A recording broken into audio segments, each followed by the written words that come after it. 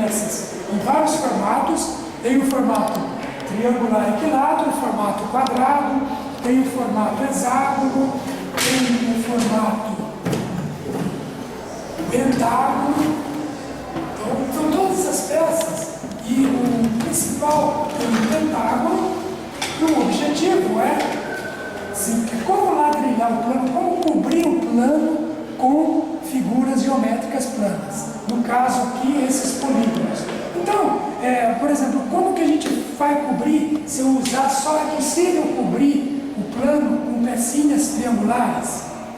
É possível cobrir o plano com pecinhas quadradas? É possível cobrir todo o plano sem falhas, com pecinhas hexagonais, pentagonais, ou com peças hexagonais? Então é dado esse problema. Aí o visitante vai ter alguma dificuldade com alguma dessas peças. E depois você vai abrindo. E se a gente for utilizar duas peças, é possível cobrir todo o plano com essas peças, como que elas devem ser justapostas, e é possível estar fazendo isso. Então esse aqui um tipo de um jogo, até às vezes um quebra-cabeça mesmo, onde coloca em discussão a questão de ladrilhar o plano com figuras geométricas planas, sejam elas regulares ou não. Nós temos aqui também figuras que são irregulares. Nós temos todos aqui os tipos, alguns tipos, na verdade, não são todos, que tem figuras também irregulares. Então, eu coloquei em questão esse problema de ladrilhar o plano com pedaços, com figuras geométricas planas. No caso, as mais conhecidas são os polígonos. Então, com esse problema, já dá para identificar que nem sempre tem algumas restrições que devem ser colocadas para você estar fazendo esse ladrilhamento. E esse material ele tende a colocar esse questionamento. Ok? Bom, na mesma linha de observar sempre o objeto matemático com muito mais cuidado, a gente tem aqui o quarto de Ames. O que é o quarto de Ames? Ele é um quarto em que, quando se observa dentro desse quarto, vamos tentar observar dentro do buraco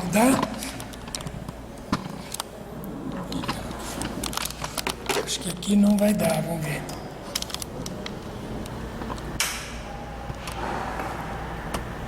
Então, ao observar dentro do buraco da casinha, você tem aqui uma boneca, né? E tem do outro lado, você tem outra boneca. Então, pelo que dá a observar, né,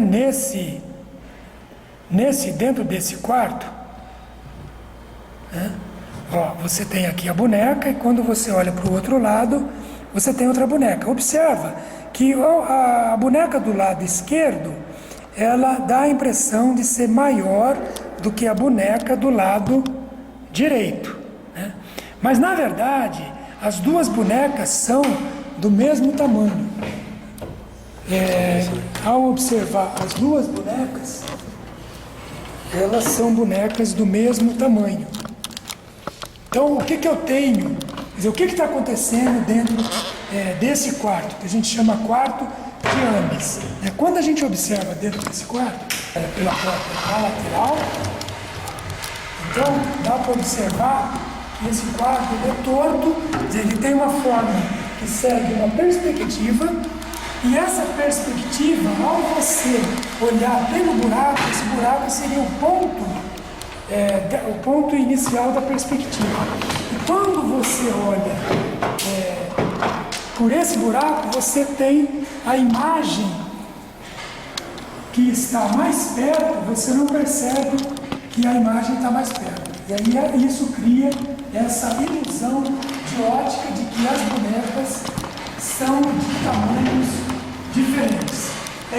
Essa peça ela tem o objetivo de também lembrar essa coisa da observação. Quer dizer, quando a gente está trabalhando com matemática, você não pode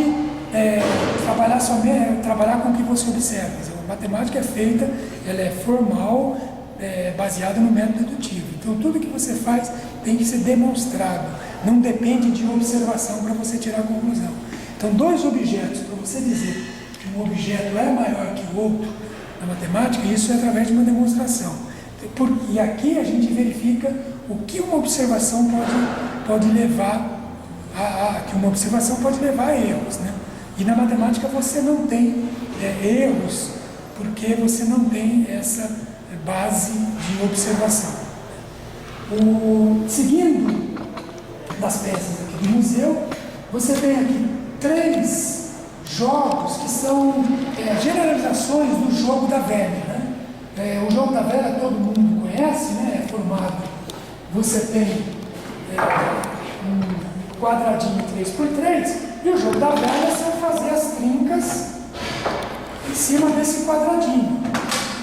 O que foi feito aqui? Foi feito 3 tipos de generalização desse jogo da velha. Então, começando por esse aqui, o que a gente faz? Pega esse quadradinho 3x3 e coloca ele em 3 níveis.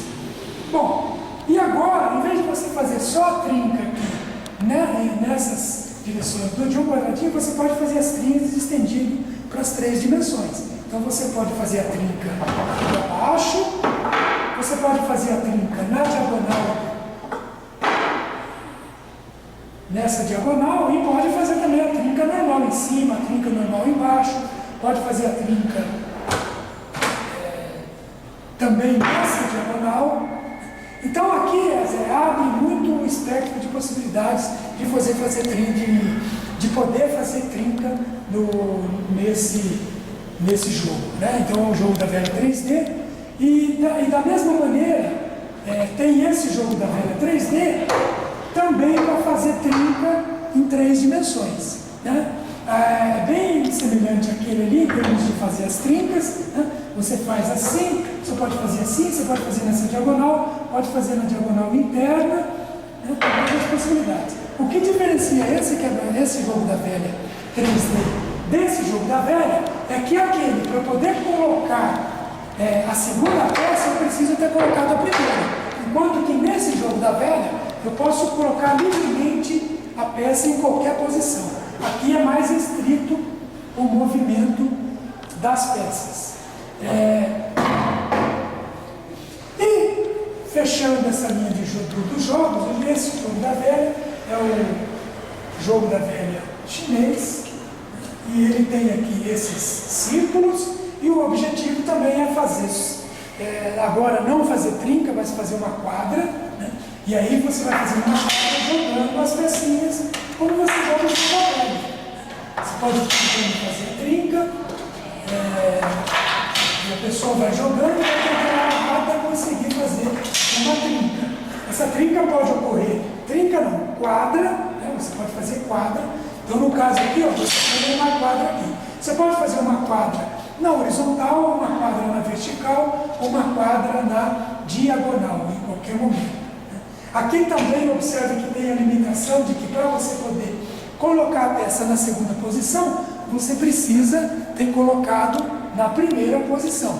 Então isso restringe o jogo. E também ele é diferente do jogo da velha 3D, porque ele tem, você faz aqui quadra, né? E ele tem essas, são mais, né? Você tem aqui 7 casas ao invés de ter somente as 3 casas possíveis. Então aqui há um outro tipo de estratégia a ser considerada. Nessa peça aqui a gente tem o contador binário. Bom, o que é o contador binário? É o contador que associa cada número do sistema que está escrito no sistema decimal, que usa os algarismos de 0 a 9. No sistema binário você usa os algarismos de 0 a 1. Então ele é um contador binário porque ele usa só 2 algarismos. E funciona como um contador comum. A única diferença é que os símbolos utilizados para a representação do número são os 2 símbolos binários 0 e 1. Então eu posso considerar aqui, por exemplo, eu vou começar contando, aqui dá 1, né? Depois vem o 2, então o 2 No sistema binário, ele é representado por 1 e 0. Aí eu continuo aqui, o 3, que é representado por 1 e 1, o 4, que é representado por 1 e 0, 0, o 5, que é representado por 1 e 0, 1, o 6, que é representado por 1 e 0, e assim por diante. E é interessante notar que a representação, assim como a decimal, a binária, ela tem uma característica. No caso do binário, para você saber que número que ele está representando, basta você olhar a posição dele. Então aqui é sempre posição de valor 1, aqui é sempre a posição de valor 2, e aqui é sempre a posição de valor 4. Então, como eu tenho 0 aqui, 1 aqui, 1 aqui, então eu tenho 1, 4, 1, 2, que dá 6.